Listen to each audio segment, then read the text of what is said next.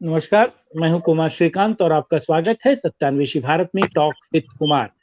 इस खास प्रोग्राम में आज हम बात करेंगे बंगाल की और बंगाल की बनती बिगड़ती राजनीति की।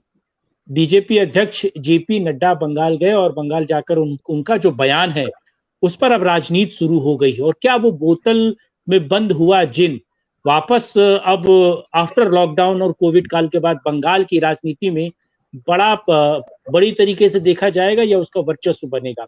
जेपी नड्डा ने बंगाल में बोला कि सीएए जो है वो बंगाल में लागू होना चाहिए और बीजेपी के तमाम नेता इस बात को सीएए के साथ साथ एनआरसी और एनपीआर की भी लगातार बात करते रहे हैं। और उसके उलट टीएमसी ने इस बात को कहा है, टीएमसी की मेंबर ऑफ पार्लियामेंट है, उन्होंने इस बात को कहा है कि हम कागज नहीं दिखाएंगे और आपको घर तक छोड़ के आएंगे। यानी कि अब जो दबी या फिर आप कह सकते हैं कि इशारों इशारों में जो राजनीति चल रही थी वो राजनीति अब पूरी तरीके से बंगाल की पृष्ठभूमि पर आपको दिखाई सुनाई और समझ में आएगी।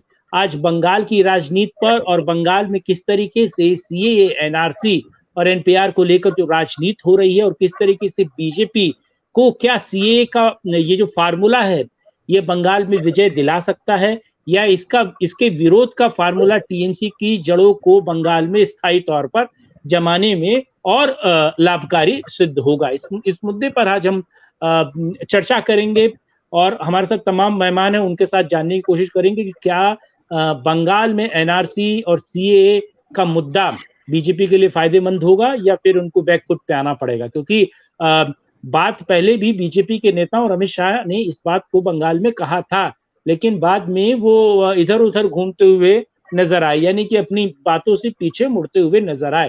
हमारे साथ तमाम मेहमान है, एक बार उन लोगों का तारुफ करवा दो। हमारे साथ सुरजीत दास गुप्ता हैं, एडिटर इन चीफ हैं और वरिष्ठ पत्रकार हैं, सिर्फ न्यूज.com के फाउंडर भी हैं और सिर्फ न्यूज.com बहुत लीक से अलग हटकर खबरों को प्रस्तुत करता है और अलग अलग मुद्दों पर बहस भी करता है। सुरजीत, आपका स्वागत है। अखिलेश गौतम हमारे साथ मौजूद हैं, राजनीतिक समीक्षक हैं और देश की राजनीति को बहुत बेहतर और बढ़िया समझते हैं। हमारे साथ जनेंद्र अर्कवंशी जी सुहेल देव पार्टी से मौजूद है। जनेंद्र जी, आपका भी स्वागत है। हमारे साथ चिर परिचित मित्र विनोद सिंह जी मौजूद हैं, कांग्रेस के नेता हैं और विनोद जी को हम लोग मिलकर शुभकामनाएं दे चुके हैं उज्जवल भविष्य के लिए और एक दिन हम लोगों ने शुभकामनाएं भी दी थी कि वो कांग्रेस के अध्यक्ष बने। बहरहाल हमारे साथ निहारिका मिश्रा जी भी मौजूद है। निहारिका जी एचआर प्रोफेशनल है, एचआरडी से जुड़ी हुई हैं और तमाम ऐसे मुद्दों पर वो मुखर अपनी राय रखती हैं और मुखर होकर बातों को बोलती हैं। और दिल्ली में सीए को लेकर जो शाहीन बाग बैठा था, शाहीन बाग पर निहारिका जी ने अपनी राय को और अपनी दृष्टिकोण, अपनी सोच को पब्लिक डोमेन में बिल्कुल खुले तौर पर रखा था। निहारिका जी, आपका भी स्वागत है। और हमारे साथ तपोष पाल कांग्रेस के वो बीजेपी के नेता के तौर पर मौजूद हैं, बीजेपी सपोर्टर के तौर पर मौजूद हैं। तपोष जी, आपका भी स्वागत है। तपोष जी बंगाल के रहने वाले हैं, आईटी प्रोफेशनल हैं और खास तौर से बेंगलुरु में रहते हैं और बंगाल की राजनीति को बहुत बेहतर और बढ़िया समझते हैं, समर्थक हैं बीजेपी के और से बंगाल का कैंपेन चलाते हैं। तपोष जी, आपका भी स्वागत है। सबसे पहले सुरजीत जी, मैं आपके पास पहुंच रहा हूं। सर, आपको क्या लगता है कि ये सीए एनआरसी वाला मुद्दा क्या फायदा पहुंचाएगा बीजेपी को बंगाल में? के तौर पर मौजूद है। देखिए, अगर हम इस बात को सीरियसली लें, जो प्रधानमंत्री नरेंद्र मोदी जी कहते हैं कि वो हर काम केवल चुनाव के मद्देनजर नहीं करते, कई काम वो ऐसे करते हैं जो देश के लिए, भले के लिए है। तो चूंकि मैं बांग्लादेश, पाकिस्तान और अफगानिस्तान से आए हुए शरणार्थी के साथ काम कर चुका हूं, उन पे रिपोर्टिंग कर चुका हूं, चाहे यहाँ दिल्ली में मजनू का टीला गुरुद्वारा जो है वहां पर जो अस्थाई कैंप बना हुआ है या रोहिणी में जो अस्थाई कैंप बना हुआ है, बल्कि दिल्ली के लाजपत नगर में कई ऐसे सिख हैं जिन पर काफी बात नहीं होती है, हिंदुओं पर तो फिर भी कभी कभार थोड़ी रिपोर्टिंग हो जाती है। सिख जो अफगानिस्तान से आए हुए हैं, पाकिस्तान से नहीं, और वो आपको जानकर हैरानी होगी, वो पश्तो में बात करते हैं। वो पंजाबी में तो बात करते ही हैं और पश्तो में बात करते हैं। वो अफगानिस्तान से आए हुए हैं और साथ ही साथ बंगाल में जो लोग, आपको पता होगा कि कुछ साल पहले बांग्लादेश के साथ हमारा एक समझौता भी हुआ था, जिससे कुछ एनक्लेव एक्सचेंज हुए थे, जहां पर जिन एनक्लेव्स में लोगों को पता नहीं था कि वो भारतीय हैं या बांग्लादेशी है, वो इधर के भी हो सकते थे, उधर के भी हो सकते थे। तो ऐसे तमाम लोगों के साथ काम करने के बाद, उनके बारे में रिपोर्टिंग करने के बाद मैंने देखा कि वो कितनी दिक्कत में है, और खासकर उनके बच्चे कितनी दिक्कत में है। क्योंकि क्या होता था कि ये लोग दिवाली और होली का बहाना बनाकर ये वीजा ले लेते थे भारत का, और भारत में आकर उसके बाद हमारे यहाँ के प्रशासन के लोगों के पैर पड़ जाते थे कि कृपया आप हमें वापस उस नर्क में मत भेजिए जहां से हम भाग कर आए हैं। तो उनके लिए बहुत आवश्यक था, चाहे राजस्थान की तत्कालीन जो वसुंधरा राजे की सरकार थी वो हो, या फिर दिल्ली में जो शासन है, वहां के भी जो ब्यूरोक्रेट्स हैं, क्योंकि ब्यूरोक्रेसी में और राजनेता में अंतर होता है। ब्यूरोक्रेट हमेशा जो नेता ऑर्डर देता है उसका कार्यान्वयन नहीं कर पाता है, या उसके पास वो प्रोटोकॉल्स नहीं होते। तो होता क्या है कि ठीक है, आपने उनको शरण तो दे दिया, शरण देने के बाद वो जिस बस्ती में ठहरे हुए, वहां आप बिजली नहीं दे सकते, वहां आप पानी नहीं दे सकते, क्योंकि हर चीज कानून के तहत होता है। उनके बच्चों को आप किसी स्कूल में एडमिशन नहीं दे सकते। तो इन सब चीजों के लिए बहुत एक भयावह स्थिति बंगाल में भी है। लेकिन शायद कलकत्ता के लोग इतना भुगतते नहीं है, क्योंकि कलकत्ता करीब करीब 80 किलोमीटर दूर है बांग्लादेश के बॉर्डर से। लेकिन जो बॉर्डर के तमाम गांव हैं, चाहे आप उत्तर बंगाल की तरफ शिलीगुड़ी जलपाईगुड़ी की तरफ जाएं, या दक्षिण भारत में बोनगांव की तरफ आए, तो ऐसे तमाम ऐसे गांव हैं जहां पर कि हिंदू भागकर आते हैं बांग्लादेश से, और उसके बाद वो सभी जो अधिकारी है, लोकल अधिकारी, उनके हाथ पैर पड़ते हैं कि कृपया आप हमें वापस बांग्लादेश मत भेजिए। तो इसलिए सीएए देश के लिए आवश्यक तो था ही, और शायद ममता बनर्जी नहीं समझ पा रही है कलकत्ता में रहकर, शायद कहीं ना कहीं उनका गांव से रिश्ता टूट गया है। वो नहीं समझ पा रही है कि लोग कितने त्रस्त हैं, कितनी मुसीबत में हैं, और इसलिए वो जो हंगामा कर रही है ये मेरे ख्याल से उचित नहीं है।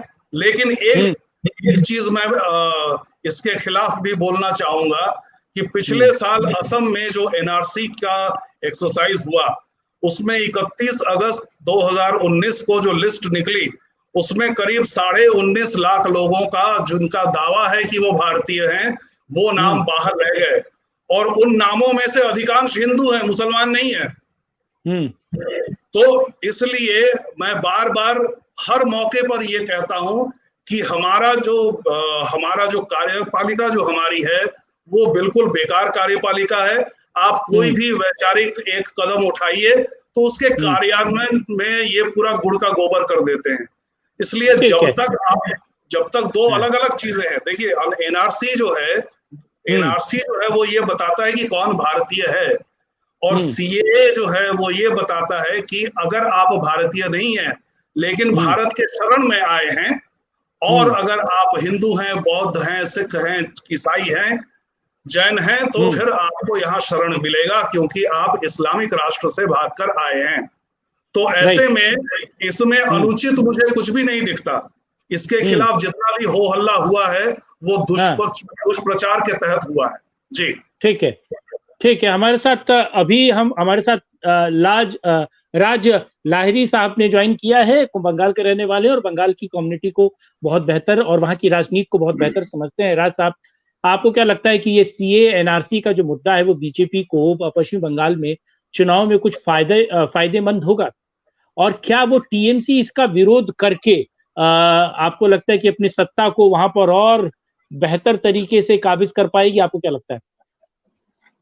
नमस्कार। देखिए, यहाँ पे तृणमूल कांग्रेस ऑपोजिशन हो या फिर कम्युनिस्ट पार्टी हो या फिर भारत में और कोई भी विपक्षी राजनीति दल हो, भारत में भाजपा के विपक्ष के जो लोग हैं, वो हर कोई प्रयास कर रहे हैं अपने अपने खुद की रोटियां सेकने की अपने अपने राज्य में। सीएए जो बिल है, ये संपूर्ण नागरिकत्व देने की एक विधि है, ना ही किसी से छीनने की या फिर किसी से लेने की। हमें ये समझना होगा कि अखंड भारत विभिन्न समय में विभिन्न हिस्सों में बट गया है। वहां पे बहुत सारे मुसलमान जनसंख्या वहां पे रह गए हैं, जो वापस नहीं आए। Complete population transfer, Sardar Patel, चक्रवर्ती राजागोपालाचारी जी, आपकी जेबी कृपालिनी, सब ने मांग की थी, परंतु गांधी जी, नेहरू जी ने कंप्लीट पॉपुलेशन ट्रांसफर के खिलाफ थे। ऐसा नहीं है कि हिंदू महासभा, सावरकर या श्यामा प्रसाद मुखर्जी या फिर और कोई कंप्लीट पॉपुलेशन ट्रांसफर, सिर्फ यही लोग कंप्लीट पॉपुलेशन ट्रांसफर के फेवर में थे। जेबी कृपालिनी, पटेल, ये सब भी फेवर में थे। अब हमने 1950s में देखा भोईरव ब्रिज मैसाकर, चट्टोग्राम सीताकुंडो मैसाकर, पाबना मैसाकर, एक मैसाकर हमने देखा। करीबन 1 करोड़ आबादी, हिंदू आबादी, जनसंख्या पूर्व पाकिस्तान से, जो वर्तमान में बांग्लादेश में है, वो वहां से यहाँ पे आ गए हैं। 28% हिंदू पॉपुलेशन हुआ करता था 1941 के सेंसस के हिसाब से। अब जाके बांग्लादेश का पॉपुलेशन, ईस्ट पाकिस्तान में हिंदू पॉपुलेशन 8% है, 8% से कम हो गया है थोड़ा सा। तो इतनी सारी आबादी जो है ये कहां पे गई? क्या जमीन खा गया, आसमान निगल गई, क्या हुआ? किसी को मालूम नहीं। और आज भी शरणार्थी आते जा रहे हैं। इस वक्त जब हम आपसे बात कर रहे हैं, अभी भी 13 शरणार्थी, गढ़ एवरेज, एट एन एवरेज 13 शरणार्थी आपके हर दिन यहाँ पे आते रहते हैं, each and every day. Bangladesh के लोग बोल रहे हैं, हम नहीं बोल रहे हैं, भारत का कोई स्टैटिस्टिक्स नहीं बोल रहे हैं, बांग्लादेश के प्रोफेसर बोल रहे हैं। तो इन सबको क्या दिया जाएगा? उनका स्टेटस क्या रहेगा? संपूर्ण भारत का 10 नवंबर 1946, 10 अक्टूबर, आज हम खड़े हैं 20 अक्टूबर, 10 अक्टूबर 1946 नोआखाली के दंगे के बाद 10 नवंबर 1946 महात्मा गांधी जी नोआखाली में खड़े होके कहे थे। नहीं राज लहरी साहब, नहीं एक मिनट, राज लहरी साहब, आपका मानना है कि ये, मैं राजनीति पर बात कर रहा हूँ, क्या ये राजनीतिक तौर पर बीजेपी को सपोर्ट करेगा? क्या बीजेपी को फायदेमंद पहुंचाएगा? क्योंकि वहां के लोग जब तक इसको लेकर आक्रोशित नहीं होंगे, पश्चिम बंगाल के लोग जब इसकी मांग नहीं करेंगे, तब तक ये चीजें सतह पे कैसे आएंगी? मैं विनोद जी के पास जाऊंगा आपके बाद। जी बिल्कुल, यहाँ पे राजनीतिक फायदा देखिए, ये इन्होंने हमेशा अपने चुनाव में मुद्दा रखा है भाजपा ने, और उन्होंने अपने हर एक मुद्दे को इनको पूर्ण किया है। They have fulfilled all their promises as per the election manifesto and whatever they have said. ये उन्होंने किया है, तो बाकी में इसका फायदा उन्हें मिलना चाहिए। विनोद सिंह हमारे साथ मौजूद है, कांग्रेस के नेता। विनोद जी, आप लोगों की क्या सोच है? क्या पश्चिम बंगाल में सीए लागू होना चाहिए कि नहीं होना चाहिए? देखिए, इस पर जो प्रतिरोध आया तृणमूल कांग्रेस से, तो वो उसके पार्टी के ही कोई प्रवक्ता पक्ष रखेंगे। मैं मोटे तौर पर ये बात कह दूं, लहरी साहब का सम्मान करते हुए, इनका चेक एंड बैलेंस इनको ठीक करने चाहिए। थोड़े फैक्ट्स और फिगर्स पे ईमानदारी से चर्चा करनी चाहिए। क्या हुआ 100 स्मार्ट सिटी का? क्या हुआ पर ईयर 2 करोड़ नौकरियों का? क्या हुआ डिजिटल इंडिया, क्या स्टार्टअप इंडिया का, स्टैंड अप इंडिया का? क्या हुआ ग्लोबल? कोई मुद्दे पूरे नहीं हुए। ये अभी तक की असफलतम और बेकार सरकार है, जुमले की सरकार है। और बंगाल का ही पड़ोसी राज्य है बिहार में इनके नेताओं के साथ कैसा व्यवहार हो रहा है? वहां के आम ग्रामवासी इनको गो बैक के नारे लगाने का काम कर रहे हैं। जिस प्रकार से इन्होंने ठगा है, केवल राजनीतिक इस्तेमाल किया है वोटर का। आज अगर आप ईमानदारी से किसी भी पार्टी, किसी भी विचारधारा के मानने वाले हो, श्रीकांत जी अगर दिल पे हाथ रख के और प्रामाणिकता से बात करेंगे, तो इनका झूठ, प्रपंच, षड्यंत्र और इनका नफरत ही सामने आएगा। देश से इसको कुछ नहीं मिलने वाला है। ये कैसी 6 साल से सरकार है, एक राष्ट्रीय है। नहीं वो तपोसपाल है। सुनिए ना, पार्टी से मत जोड़िए राज लहरी। नहीं राज लहरी साहब को पार्टी से मत जोड़िए, वो उस पार्टी से नहीं है। ठीक है, मैं पार्टी से किसी को नहीं जोड़ रहा हूँ। मैं एक आम नागरिक की भावनाएं बता रहा हूँ, क्योंकि मैं आम नागरिक हूँ, आम नागरिकों के बीच में रहता हूँ, उनकी पीड़ा को समझने का प्रयास करता हूँ। तो ये वास्तविक स्थिति है, क्योंकि एक समय तक ही आप लोगों को बेवकूफ बना सकते हैं, भ्रमजाल में मिथ्या प्रचार के माध्यम से साधन संसाधन का दुरुपयोग करके बरगला सकते हैं। लेकिन एक टाइम के बाद तो आपको प्रूफ करना पड़ेगा। आपको भारत के विकास के लिए, भारत के सम्मान के लिए एक भी मुद्दा सिर्फ विनोद भाई 1 मिनट, ठीक है राज भाई 1 मिनट, ठीक है विनोद भाई, क्या कांग्रेस सीए के समर्थन में है, हाँ या ना? नहीं, ये सवाल कांग्रेस का नहीं है, सवाल देश का है, जो कंफ्यूजन है। मैं कह रहा हूं इन्हीं की भाषा में, सब कुछ बहुत अच्छा है, बहुत सरलतम है। तो क्या भारत सरकार के पास ऐसा कोई नेता नहीं है कि कन्विंस कर सके कि इसके फायदे ही फायदे हैं? किसी को असुरक्षित महसूस होने की जरूरत नहीं है। ये क्या मैकेनिज्म नहीं है? विरोध कौन कर रहा है? भाई साहब एक मिनट, राखी मित्रा को बोलने दीजिए। क्या एलियंस आके विरोध कर रहे हैं? ठीक है, ठीक है, राखी मित्रा। भाई साहब मेरा एंट्री थोड़ा लेट हुआ था, लेकिन विनोद भाई साहब जिस तरह से गाली दे रहे थे, वो एंटर करते ही मेरे को पता चला कि मोदी जी को गाली दे रहे थे। ओह यस, दे रहे थे। आप लोग को हर चीज बुरी दिखती है, आप लोगों को हर चीज बुरी दिखती है जब हिंदुओं की सुरक्षा की बात आती है। भाई साहब नो, गाली लगती है। कोई नहीं, आपको लगता है पूरी देश, आपको लगता है पूरा देश, पूरी देश बेवकूफ है, पूरी देश बेवकूफ है, पूरी देश बेवकूफ है। आपको पूरी देश बेवकूफ लगती है, आपको पूरी देश बेवकूफ लगती है। कांग्रेस पार्टी के महात्मा गांधी जी ने कहा था कि if Hindus want to come back to India, I will not stop them from coming back. तो आज आप सीए के विरोध क्यों कर रहे हैं? क्योंकि ये विरोध करने के लिए कर रहे हैं। एक मिनट, विरोध करने के लिए। राज जी एक मिनट, विनोद जी वो विरोध करने के लिए कर रहे हैं। सीधा जवाब दीजिए ना। नहीं है, आप कहिए कि मैं विरोध में हूँ, मैं विरोध में हूँ या मैं समर्थन में हूँ। सवाल है, हम भारत की जनता की आवश्यकताओं के साथ हैं। आप तो भारत की बात ही मत कीजिए भाई साहब, आप तो भारत की बात ही मत कीजिए, आप तो भारत की बात ही मत कीजिए भाई साहब। की बात करें, आपको लगती है झूठों की बात करें, जुमलेबाजों की बात करें, की बात करें, नहीं कहना चाहती है। एक एक करके पूरी देश हाफ माइंड वालों की बात करें, हाफ माइंड वालों की बात करें। ठीक है, आपको लगती है पूरी देश बेवकूफ है ना, पूरी देश बेवकूफ है। माइंड की बात नहीं कर सकते, हाफ माइंड की बात नहीं कर सकते। आप तो 70 साल से किए हैं भाई साहब, हाफ माइंड वाले देश के लिए ठीक नहीं है। 70 साल से किए हैं, 70 साल से क्या किए हैं आप? 70 साल से क्या किए हैं? ठीक है, चर्चा करा लीजिएगा, ठीक है। राजलहरी साहब एक मिनट, राजलहरी साहब एक मिनट, ठीक है। अखिलेश श्रीकांत जी, आप गांधीवादी व्यक्ति से हाफ माइंड की बात नहीं कर सकते, अपेक्षा भी नहीं कर सकते। हम गांधीवादी से क्या कर रहे थे आप? 70 साल से आप क्या कर रहे थे? आप 70 साल से क्या किए हैं भाई साहब? 70 साल से क्या किए हैं? आप 70 साल से क्या किए हैं बताइए। झूठ मत बोलिए विनोद सिंह जी, झूठ मत बोलिए। ठीक है, राजलहरी साहब, राखी मित्रा जी, विनोद जी एक मिनट। अखिलेश गौतम। हाँ जी, वंदे मातरम मित्रों।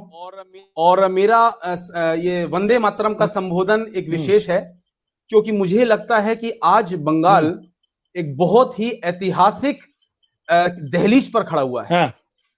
बख्तियार खिलजी के बाद जो नरसंहार शुरू हुआ था और जिसकी परिणति 1905 और 1947 में बंटवारे में हुई थी, आज प्रकृति ने, मैं इसे भाजपा और कांग्रेस की बात नहीं करता हूं, भारत माँ ने, प्रकृति ने बंगाल को आज एक बहुत ही निर्णायक दहलीज पर लाकर खड़ा है।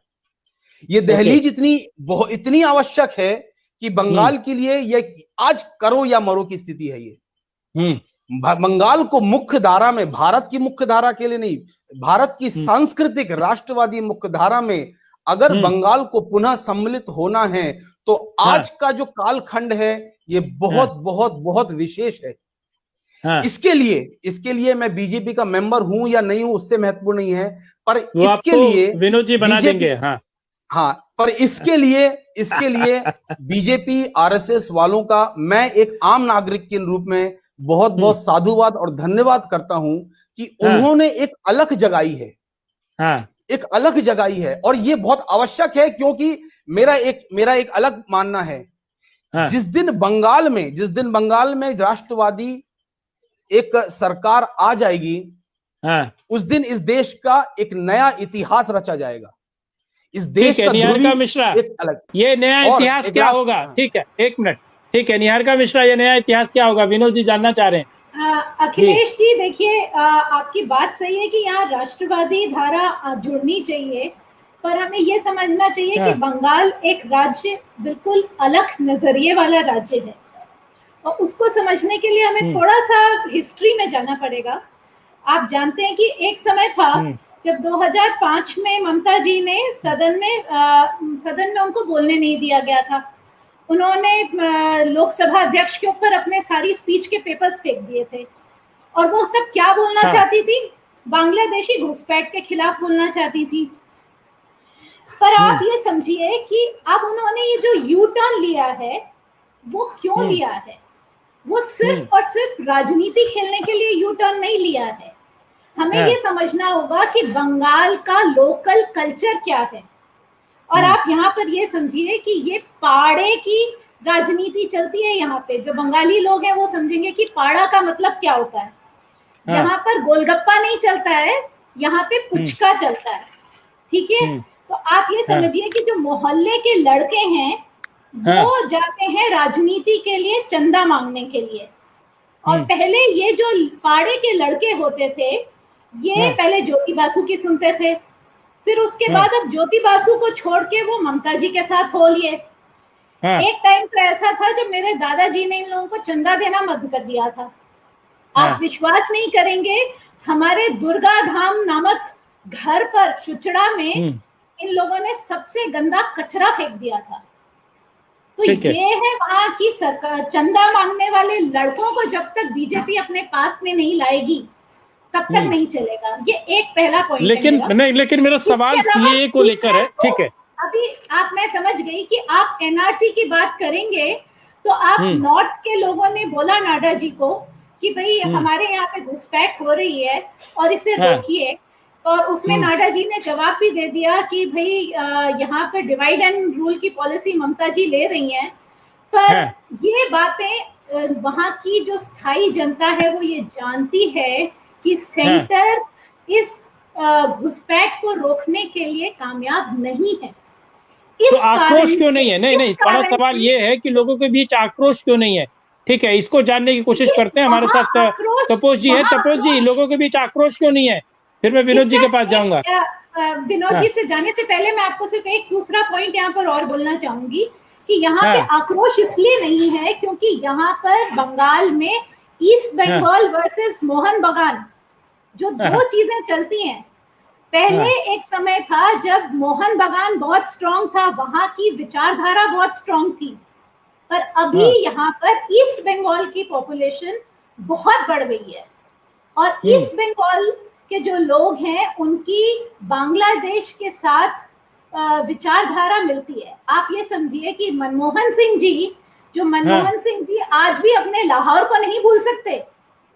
उसी तरीके से ईस्ट बंगाल के लोग भी ढाका नहीं भूल सकते, और अब ईस्ट बंगाल बढ़ गया है।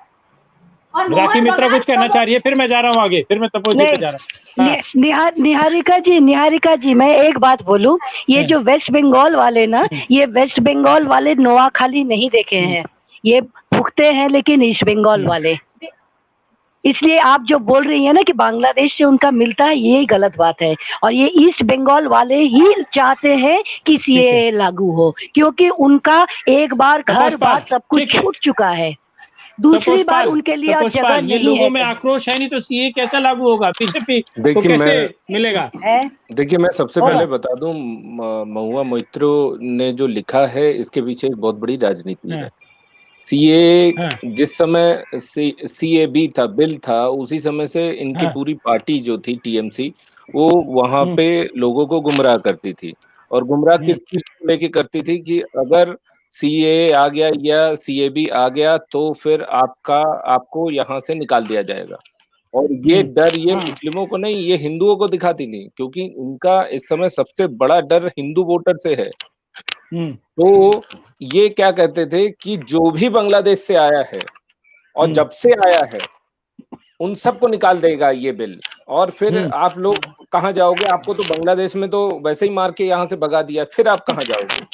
तो ये डर, ये जो ट्वीट है, ये एक्चुअली हिंदू वोटर्स और उसका पोलराइजेशन करने की कोशिश है बेसिकली। और जैनेंद्र जी कागज नहीं दिखाएंगे, आपके पास तो कागज होंगे जैनेंद्र जी। कागज वागज है ना विनोद जी की तरह। नमस्कार भाई। कुमार जी। श्रीकांत भाई, ऐसा है कि भाजपा ने फिर से एक बार ध्रुवीकरण के लिए, कल जब जेपी नड्डा जी गए तो उन्होंने अपना एक भाषण दिया, उसमें कहा कि सीए तो आएगा और जल्दी आएगा, ये जो रुका हुआ था ये केवल कोरोना की वजह से रुका हुआ था। लेकिन देखिए, हमें सीएए या एनआरसी या एनपीआर, पहले भी एनपीआर हुआ है, एनआरसी 55, 51 में हुआ है, उससे कोई दिक्कत नहीं। हमें जो दिक्कत है वो सारी उनकी जो भाजपा की मानसिकता है, उसके काम करने के तरीके, उसका जो लागू करने का तरीका है। आपके घर में कोई घुस जाए, आपके घर में कोई घुस जाए, आप उसे बाहर निकालना चाहे, ये कैसी मानसिकता है भाई साहब? आप लोग क्यों समर्थन करते हैं? मैं समझ नहीं पाता हूँ सीए के विरोध में। श्रीकांत भाई, मैंने अभी तो बोला ही नहीं मैं सीए का विरोध कर रहा हूँ या नहीं कर रहा हूँ, मैंने तो बोला ही नहीं। ठीक है, चलिए पहले बोल दीजिए। नहीं, आपने सही बताया, आपने मुझे करेक्ट किया कि मैं आपसे पूछ लूं। जैसे मैंने विनोद जी से पूछा, आपसे पूछ लूं, पहले ही कह चुका हूं कि पहले भी हो चुका है, पहले भी हो चुका है। मैं बताना चाह रहा हूं कि देखिए, जैनेंद्र भाई आप समर्थन में विरोध में, आप समर्थन में पहले मेरी बात सुन लीजिए, पूरा ध्यान रखिए, मैं आपकी बात सुनने दूंगा। नहीं, आप विरोध में कि समर्थन में क्लियर करिए ना, फिर मैं आगे बढ़िए। नहीं, विरोध और समर्थन की बात ही नहीं है यहाँ पर तरीके की बात नहीं मिलेगा, यहाँ पर तरीके की बात है। नहीं, एक आदमी को दे ये लोग रेरा कानून लाए, मुझे बताइए पूरा कि आप समर्थन में कि विरोध में? नहीं, यहाँ पर समर्थन या विरोध की बात नहीं है ना। नहीं, आप समर्थन में कि विरोध में? पहले नहीं, इनका काम करने का तरीका बता देता हूँ। ये लोग पहले रेरा कानून लाए, क्लियर करो ना, प्रॉपर्टी बाजार, अरे नहीं ऐसे नहीं चलेगा। नहीं, उसके बाद ये जीएसटी लाए, सारे छोटे लोग, सारे छोटे उद्यमी खत्म हो गए। उसके बाद ये नोटबंदी लाए, नोटबंदी के बाद इन्होंने कहा कैसे चलेगा? नहीं, बात सुनिए पहले, आप समर्थन में है कि विरोध में? मैं आपकी बात तभी पूरी करने दूंगा। नहीं, सीए के इम्प्लीमेंटेशन का जो तरीका है उसके समर्थन में नहीं, सीए के समर्थन में हूँ। अच्छा, पहले ठीक है, आप अपनी बात कहिए ना, अब अपनी बात कहिए। ठीक है, अपनी बात कहिए, अब कोई किसी ने रोका आपको? ठीक, मैं आपको बता रहा था, रेरा और जीएसटी के बाद ये नोटबंदी लाए थे। उसके बाद क्या हुआ था कि कई लोगों की डेथ हो गई। उसके बाद पूरा मैं तरीका बता रहा हूँ, इन्होंने जो सपने दिखाए थे, जो सपने दिखाए थे, मैं उसके ऊपर बात कर रहा हूँ। बोलने के लिए कुछ रह नहीं जाते हैं, वो इधर उधर की बातें जरूर करते हैं। भाई साहब निबंध लिखते हैं क्या? जैनेंद्र भाई, मैं केवल ये बता रहा हूँ कि लिखते हैं क्या? और सुबह कहते हैं कि चलो पहले अपनी बात को पहले पूरी तरह से रखा मैंने कि ऐसे रखते हैं क्या आपके पास? ऐसे लिखते हैं क्या जैनेंद्र जी? वो बचपन में ऐसे लिखते थे, वही लिख रहे हैं क्या? नहीं, अगर आप छोटा सा प्रश्न करना चाहता हूँ, आपको जो ठीक है पूछना था उसका मैंने जवाब दे दिया। जी प्रश्न कीजिए। एक बार कहना चाह रही है बंगाल में। जी प्रश्न कीजिए। प्रश्न है मेरा, हाँ, प्रश्न है कि आपने कहा ये कि आप समर्थन में है लेकिन तरीके के समर्थन में नहीं है, तो संसद में बिल लाइए, उसको पास कराइए, ये कौन सा गलत तरीका है? नहीं, मैंने कहा ना, ये पास तो हो ही चुका है, इसमें रह क्या गया है? ठीक है, लेकिन जो तरीका है वो गलत था। क्या तरीका? कौन सा तरीका गलत है भाई साहब? कौन सा तरीका गलत है? नहीं लाना चाहिए, बिल लाना नहीं चाहिए। पार्लियामेंट में बिल लाइए, पास कराइए। क्या आप ये कहना चाहते हैं कि ये बिल गलत है? ठीक है, आप ये कहना चाहते हैं कि बिल गलत है? देखिए, वहां पर प्रताड़ित, आपको भी अच्छी तरह से पता है, आपने वहां पर कवरेज की, आप बता रहे थे स्वयं।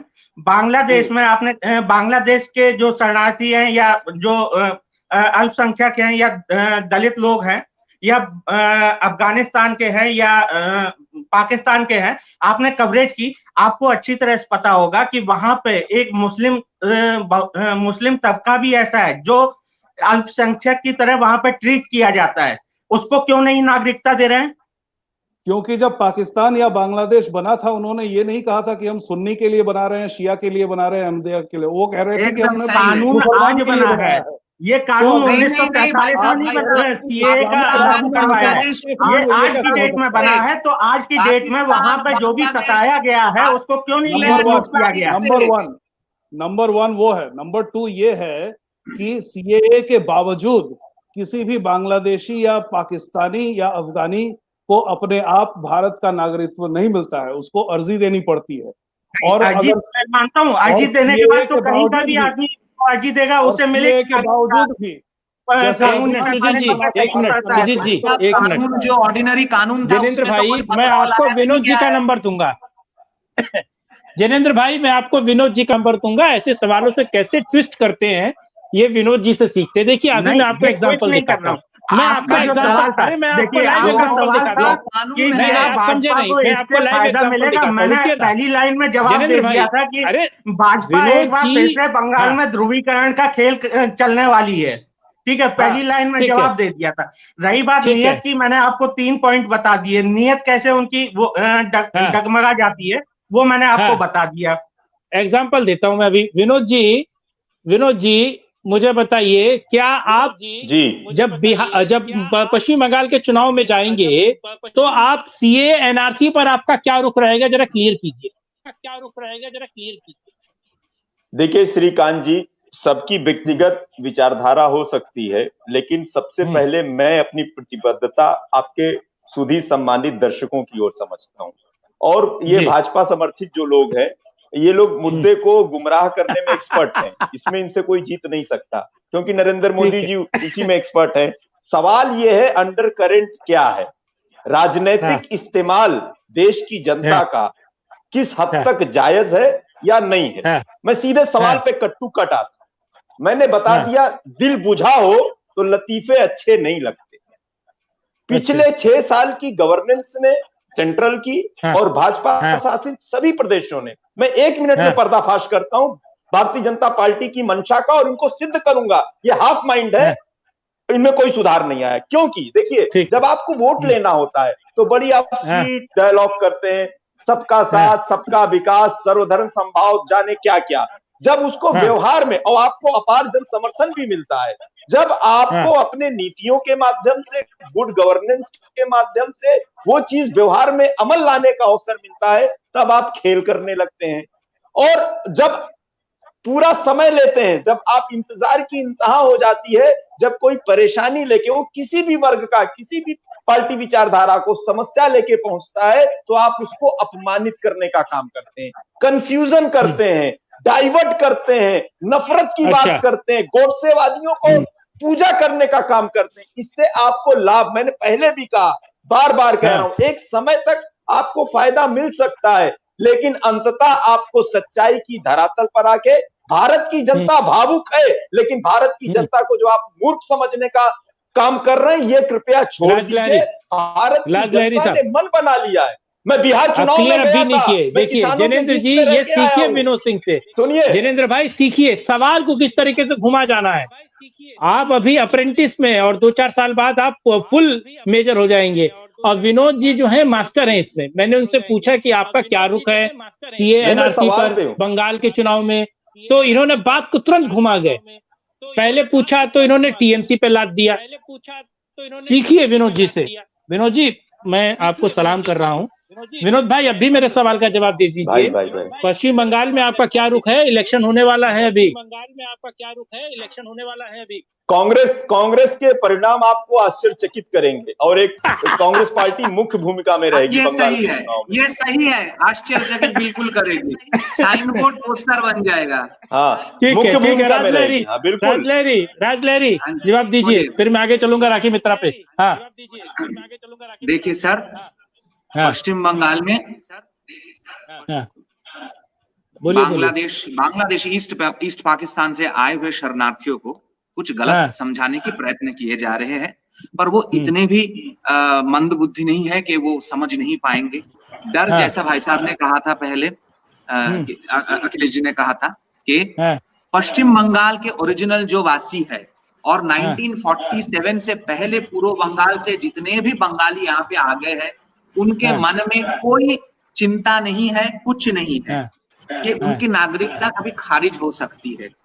एनआरसी को लेके जो गलत समझाया जा रहा है, 1971 तक जो आइन हुआ करता था, सिटीजनशिप बाय रजिस्ट्रेशन, 1971 तक जितने सारे लोग आए थे वो सिटीजनशिप बाय रजिस्ट्रेशन बन गए हैं। बाकी बचे बुचे जो 1971 के बाद आए थे, उनका बहुत सारे लोगों को नागरिकता प्राप्त नहीं हुआ है। अब बचे वो है, तो डराया धमकाया उनको जा रहे हैं कि उनको तो वापस भेज दिया जाएगा। अखिलेश गौतम, ठीक है अखिलेश गौतम, जो बात विनोद जी कह रहे थे, हम लोग आश्चर्यचकित हो जाएंगे क्या पश्चिम बंगाल में कांग्रेस का ग्राफ देखकर? नहीं और तपोस पाल की जमीन पैर के नीचे की जमीन खिसक जाएगी तपोस पाल की, जो बात विनोद जी कह रहे थे। नड्डा जी को बुखार आएगा और 18 सीट देख के हर किसी का पैर के नीचे से जमीन खिसक गया था। भाजपा समर्थकों को भी 8 सीट पर आप जो बात नहीं कर रहे थे उनको 18 कैसे मिल गया? अखिलेश जी बंगाल के चुनाव के, ये बंगाल का चुनाव नहीं है, पहली बात मैं अलग से बताऊं, बंगाल का ये चुनाव नहीं है, ये एक रण है। और जिस तरह रण में आप बिना अस्त्र के और शस्त्र के उतर नहीं सकते हैं, सीए और एनआरसी एक ब्रह्मास्त्र है। ये मैं सिर्फ इसको बीजेपी से नहीं बैकफायर भी करता है, बैकफायर भी करता है, ये ध्यान रखिए, बैकफायर कर गया था। नहीं, उसका पूरा कवच है, उसका पूरा कवच है।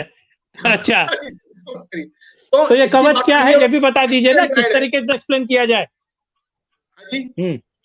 किस तरीके से एक्सप्लेन किया जाए, किस तरीके से खुद को बचाया भी जाए बीजेपी के लिए? बचाने वाली बात नहीं है इसमें, एक देखिए बचाने वाली बात नहीं है। सुरजीत जी ने उसकी पृष्ठभूमि वैसे ही बहुत अच्छी तरह बता दी है। सीए और एनआरसी एक बहुत ही आवश्यक चीज थी, उसमें बात वो नहीं है कि बंगाल है या तमिलनाडु है या पंजाब है या राजस्थान है।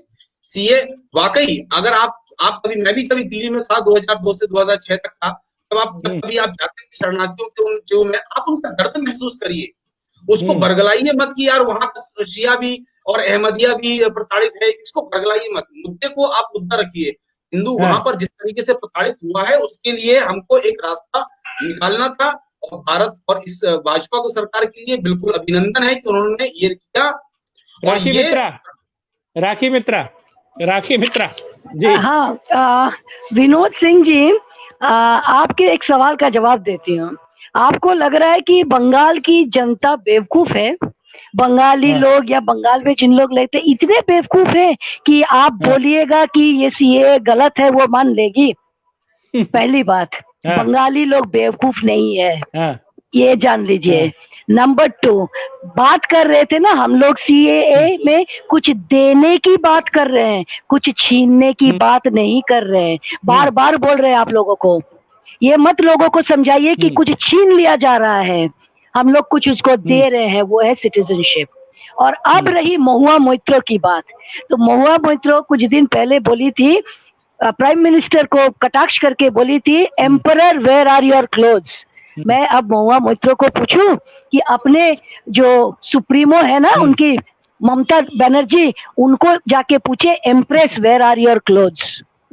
इतना गलत करती है, कैसे करके यू टर्न मार दी। वही ममता बनर्जी है ना जो जाके लोकसभा में कागज फेंकी थी, स्पीकर के मुंह पे मारी थी। विनोद जी को सरकार भी उन्हीं की थी। वही ममता बनर्जी है, वही ममता बनर्जी है ना, सरकार आप ही की थी, स्पीकर भी शायद आप ही के थे, तो उन्हीं के मुंह पे जाके मारी थी। आज ममता बनर्जी क्यों बोल रही है, तो आपको भी सोचना चाहिए था कि ममता बनर्जी क्यों पलटी मार गई। ये माने अबाउट टर्न नहीं है, ये 360 डिग्री घूम गई है। क्यों? क्योंकि 360 निहार का मिश्रा आप कुछ कहना चाह रही थी। क्यों? क्योंकि जितना इलीगल यू टर्न की बात तो सही है, पर मैं इससे पहले जो अखिलेश जी ने बोला था उनको थोड़ा सा पॉइंट रखना चाहूंगी। अखिलेश जी बोले हैं कि एनआरसी और सीए ब्रह्मास्त्र है, पर ये ब्रह्मास्त्र कलकत्ता में और बंगाल में नहीं चलेगा। पावर प्रोटेक्शन है उधर पावर प्रोटेक्शन है। कंट्राडिक्शन, इसलिए मैं ये नहीं कह रही हूँ मैं सीएए के पक्ष में हूँ, एनआरसी के बिल्कुल पक्ष में हूँ, और वो घुसपैठ को रोकेगी, पर आपको यहाँ पर जनता की मानसिकता को समझना होगा। और उसके लिए मैं आपको एक पॉइंट बोल रही हूँ कि उत्तरी बंगाल में उन लोगों ने बोला कि घुसपैठ की प्रॉब्लम है, और उसमें नाडा जी ने अपने वर्कर्स को सबको दिया कि भाई आप सारे लेक्चर्स दीजिए जितना है, आप सेंटर की जितनी पॉलिसीज हैं, एनआरसी की जितनी पॉलिसीज हैं, वो लोकल लोगों को जाके समझाइए। पर आपको मैं ये बोल रही हूँ कि ये बैकफायर इसलिए करेगा क्योंकि वहां के लोकल लोग जब आप सेंटर की बात करेंगे तो उसको नकार देंगे। उनके लिए सबसे ज्यादा इम्पोर्टेंट है वहां के लोकल इश्यूज, लोकल भाषा। आप ये समझिए कि रविंद्रनाथ के टाइम पे भी पूरा भारत एक तरफ सोचता था और रविंद्रनाथ जी एक ऐसे थे जिनकी भाषा की वजह से बांग्लादेश और बंगाल जुड़ा हुआ था, और एक बांग्लादेश ने अगर पाकिस्तान से अलग होने का फैसला किया तो उसमें सबसे बड़ा कारण जो था वो भाषा था। बंगाल की बंगाली भाषा जोड़ती है लोकल, अगर बी वोकल फॉर लोकल होने से यहाँ नहीं चलेगा।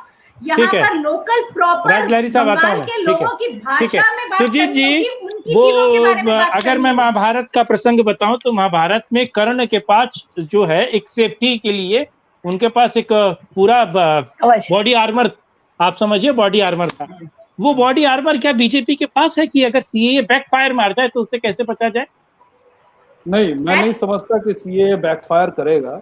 निहारिका जी जो कह रही हैं वो गलत नहीं है, लेकिन ये आंशिक सत्य है। ये आंशिक सत्य क्यों है, मैं आपको ये बताता हूँ कि मैं जब बंगाल में रहता था और उन दिनों सिर्फ मतलब बाइपोलर वहाँ की पॉलिटी थी, या तो सीपीएम था या फिर कांग्रेस थी। तो कांग्रेस की सत्ता जब चली गई 1977 के बाद और तब से लेकर आज तक वापस नहीं आई, उस पूरे दौरान में हम लोग कलकत्ता को देखकर ये समझ लेते थे, क्योंकि कलकत्ता में हमेशा कांग्रेस बहुत अच्छा करती थी। 3 लोकसभा सीटें लगातार जीतती थी कांग्रेस और बाकी बंगाल में हार जाती थी। तो निहारिका जी चूंकि कलकत्ता में रहती है, उनको जो पर्सपेक्टिव मिला हुआ है वो कलकत्ता का पर्सपेक्टिव है, वो 22 विधानसभा सीटों का। हाँ, 22 विधानसभा सीटों का। हाँ, तो इसलिए हम लोगों को कई बार ऐसा लगता था, क्योंकि कलकत्ता में रहते थे, वहां रह के लगता था कि पूरे बंगाल का मूड हम समझ गए हैं, जबकि पूरे बंगाल का मूड हम नहीं समझ पाते थे। पहली बार मैं चुचड़ा में रहती थी, चंदन नगर, चुचड़ा चंदन नगर बिल्कुल आउटस्कर्ट्स। ठीक है। चंदन नगर की राजनीति बहुत अलग नहीं है, फ्रेंच टेरिटरी, फ्रेंच कॉलोनी हुआ करता था पहले, लेकिन खैर वो बात अलग है। अब देखिए, जो मुझे लग रहा है कि बंगाल में एक ऐसी लहर सी दौड़ रही है, अंग्रेजी में जिसको वेव कहते हैं, जो भाजपा के लिए नहीं बल्कि भाजपा के बावजूद लहर दौड़ रही है। क्योंकि भाजपा का जो संगठन है वहां पर सांगठनिक शक्ति अभी भी बहुत ज्यादा नहीं है। अभी भी लोग कहते हैं कि स्थानीय स्तर पे उनके पास कोई ऐसे नेता नहीं है, जिसकी वजह से उनको केंद्र से नेता बुलवाने पड़ते हैं भीड़ जुटाने के लिए या फिर लोगों से संपर्क साधने के लिए। चाहे अभी के दिलीप घोष हो या पहले के राहुल सिन्हा हो, कभी भी जो है उन लोगों में कोई ऐसा व्यक्तित्व उन्होंने खड़ा नहीं किया जिससे कि ब्रिगेड पैरेड ग्राउंड भर जाए। मान लीजिए अगर उसको जी ये सीए की बात करके आपको लगता है कि आप बंगाल में चीजें जीत लेंगे, क्योंकि जैसा सुरजीत जी कह रहे हैं कि आपके पास नेता की कमी है जी। नहीं, लेकिन मैं कंप्लीट कर लेता हूं अपनी बात को। लेकिन इन सब के बावजूद आप देखिए कि लगातार किस तरह से भाजपा के लिए समर्थन बढ़ रहा है। 18 सीटें जो लोकसभा में मिली भाजपा को, ये भाजपा के बावजूद मिली, विचारधारा के लिए मिली। वहां के लोग त्रस्त है इसलिए मिली, क्योंकि जब त्रस्त होता है आदमी तो क्या करता है, विकल्प ढूंढता है। विकल्प कांग्रेस तो अब रहा नहीं। तो वो कांग्रेस क्यों नहीं हो रही है विकल्प? नहीं सुजीत जी, वो कांग्रेस क्यों नहीं हो रही है? विनोद जी क्यों नहीं हो रहे विकल्प? आप पूरे भारत में देखिए, कहीं पर भी अगर कांग्रेस किसी क्षेत्रीय दल से हारी है तो वापस कभी नहीं आई है। अगर बाइपोलर है फिर तो कांग्रेस वापस आ जाती है, लेकिन अगर किसी क्षेत्रीय दल से हारती है तो कभी उस राज्य में वापस नहीं आती है। उत्तर प्रदेश से लेकर तमिलनाडु तक हर जगह आप देख लीजिए।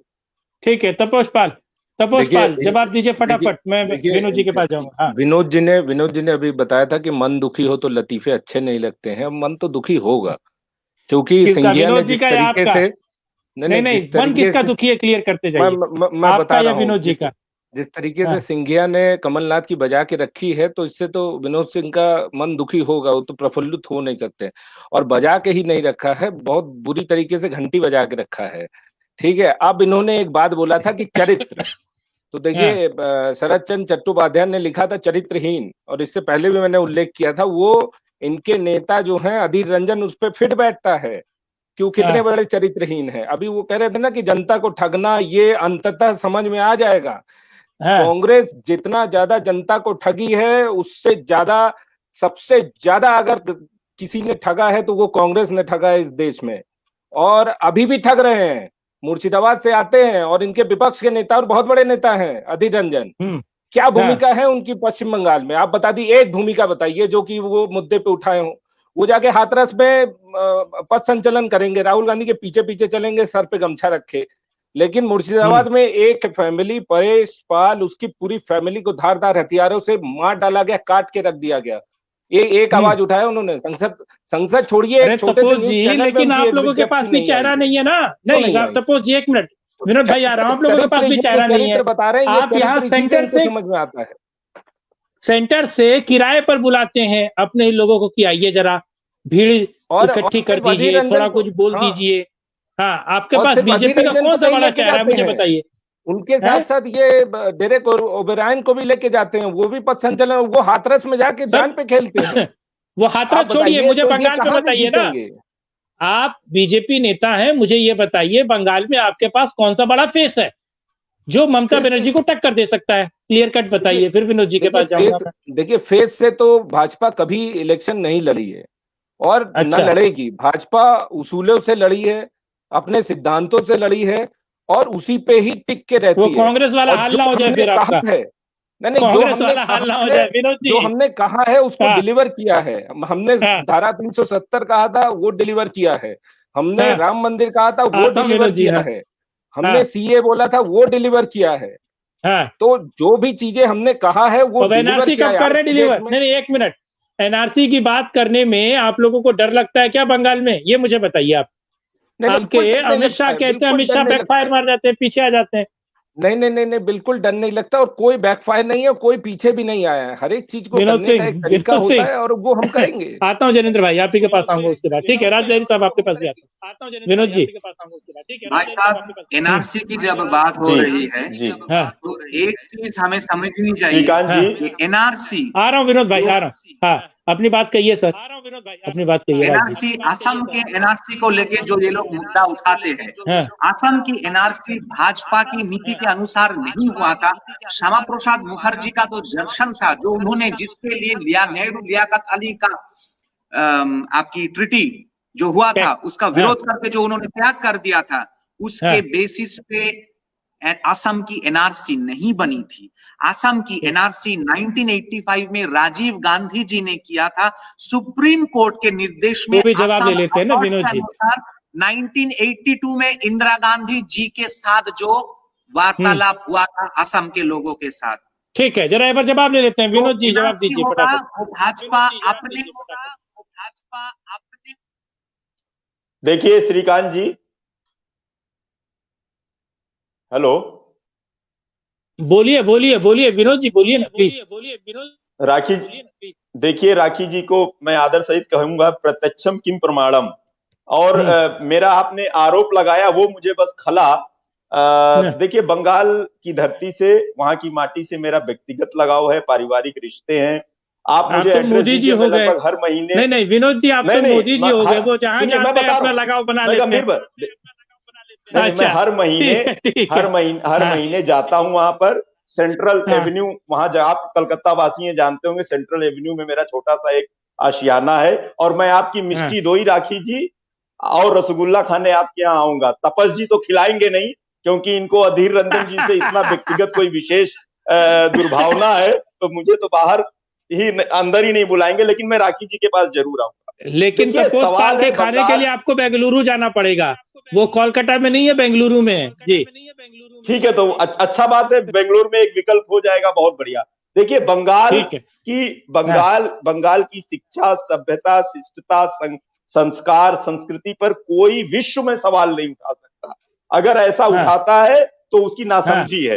तो मैं कम से कम इतना नासमझ अपने आप को नहीं समझता हूं, और मेरा तो व्यक्तिगत लगाव, व्यक्तिगत रिश्ते भी हैं, एक चीज। दूसरी चीज देखिए, अभी किसी साथी ने कहा बहुत कवच है, मैं इसीलिए कहता हूं थोड़ा सा व्यवहारिक फैक्ट्स पे बात होनी चाहिए। आपने देखा मध्य प्रदेश में चुनाव हुए, छत्तीसगढ़ में चुनाव हुए, झारखंड में चुनाव हुए, महाराष्ट्र में चुनाव हुए, इनके सारे मंसूबे फेल हो गए। और मैं कह रहा हूं जैसे लिटमस टेस्ट मान रहे थे क्या आप? ये नहीं, सीए का लिटमस टेस्ट मान रहे थे क्या आप लोग?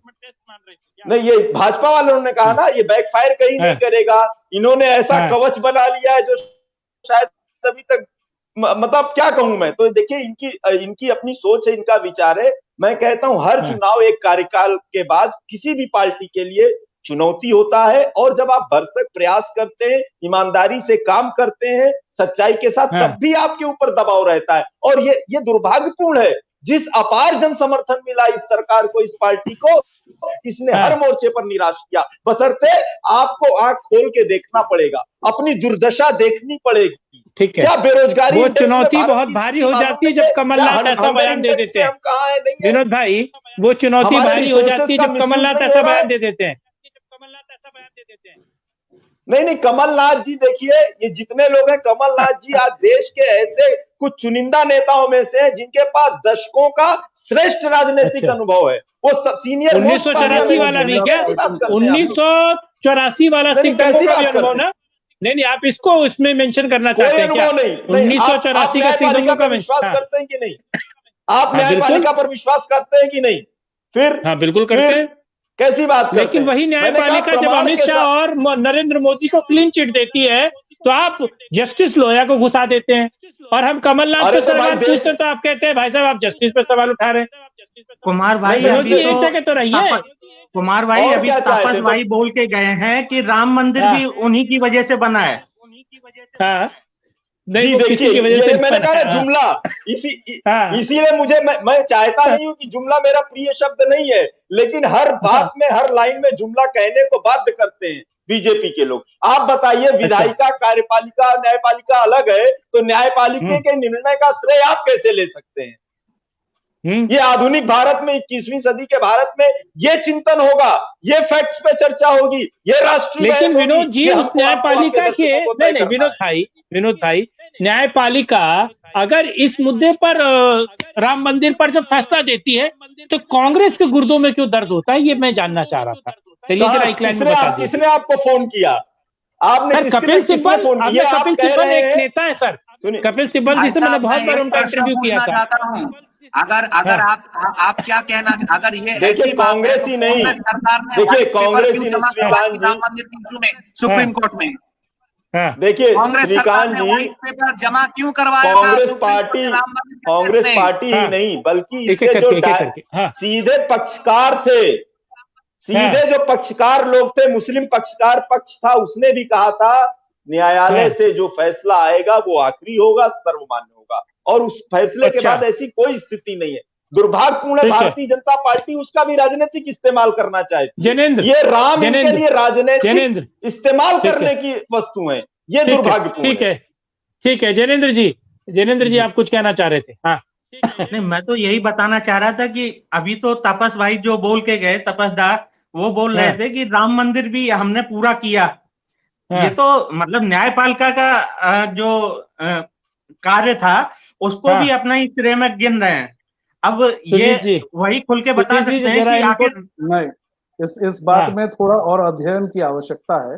ये बात बिल्कुल सही है कि न्यायपालिका पूर्णतः स्वतंत्र है, लेकिन आप में से जो भी कोर्ट के प्रोसीडिंग से अवगत होंगे, आपको पता होगा कि जज के पास इसके अलावा कोई चारा नहीं रहता है कि जिस तरह से केस के तर्क रखे गए हैं उस तर्क के आधार पे वो निर्णय दें। तो अगर सरकार चाहती कि राम मंदिर का केस कमजोर पड़ जाए तो पराशरन जैसे जो लायक वकील हैं, काबिल वकील हैं, उनको नहीं लाती।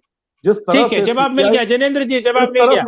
नहीं, जवाब नहीं मिला, ये तो मतलब कहने की बात है। फैसला आखिर न्यायपालिका ने दिया, आप कभी न्यायपालिका को उसका मूल्य देंगे या नहीं देंगे? नहीं तो न्यायपालिका को मिला ना, न्यायपालिका को सलाम मिला। वकील साहब की देना तो उसका श्रेय दिया गया था, इसीलिए तो वहां पे घोषणा की गई थी। तो मस्जिद की तरफ से सही आर्गुमेंट नहीं रखे गए थे और सरकार की तरफ से ऐसे वकील रखे गए जिन्होंने बहुत अच्छा आर्गुमेंट दिया। इसी तरह से नहीं, तो सुरजीत जी लेकिन कांग्रेस को इसमें नफा नुकसान वो छोड़िए, मैं चाहता हूं कि वो मंदिर मुद्दे को हम हटाए। हम थोड़ा अलग मुद्दे पर जा रहे थे। जैनेंद्र जी बंगाल पे फाइनल रिमार्क करें। हाँ जी, बंगाल पे फाइनल रिमार्क करें। मेरा ये मानना है, देखिए बंगाल के मुद्दे पे तो मैं यही कहूंगा कि जो उन्होंने बयान दिया है जेपी नड्डा जी ने, वो इस चुनाव के समय में गलत है, क्योंकि ये एक तरह से ध्रुवीकरण की राजनीति को फिर से बंगाल में जिंदा करने की एक बात है। मेरा बस इतना कहना है। बाकी सीए के विरोध में या पक्ष में ये तो समय आने पता चलेगा कि उन्होंने साथ में ये भी जोड़ा था कि जैसे जैसे कोरोना का ये लॉकडाउन हट रहा है वैसे वैसे हम बनाते जा रहे हैं कि क्या प्रक्रिया होनी चाहिए सीए को लाने के लिए बंगाल में। तो प्रक्रिया जो सुरजीत जी फाइनल रिमार्क कीजिएगा 20 सेकंड प्लीज। फाइनल रिमार्क कर रहा हूँ ध्रुवीकरण के इशू पर ही। देखिए ध्रुवीकरण या पोलराइजेशन या रिएक्शनरी ये जो कहा जाता है राइट विंग को, इसका बहुत सीधा सा सिंपल सा जवाब है कि आप एक्शन मत कीजिए, रिएक्शन नहीं होगा, है ना। तो ध्रुवीकरण तो आप कैसे है? आप ध्रुवीकरण तो कर चुके हैं, आप 70 साल से मुसलमानों का तोषण कर चुके हैं और सोचते हैं कि उसका रिएक्शन नहीं होगा। ये कैसे संभव है?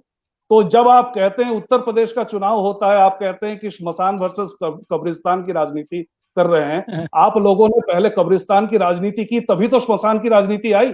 आप कब्रिस्तान की राजनीति करते ही नहीं तो श्मशान की राजनीति आती ही नहीं। ठीक है, राखी मित्रा फाइनल रिमार्क। राखी मित्रा 20 सेकंड फाइनल रिमार्क। आ रहा हूं निहारिका जी। जी हाँ, बंगाल में सीए बोलिए एनआरसी बोलिए दोनों बैकफायर नहीं करेगा।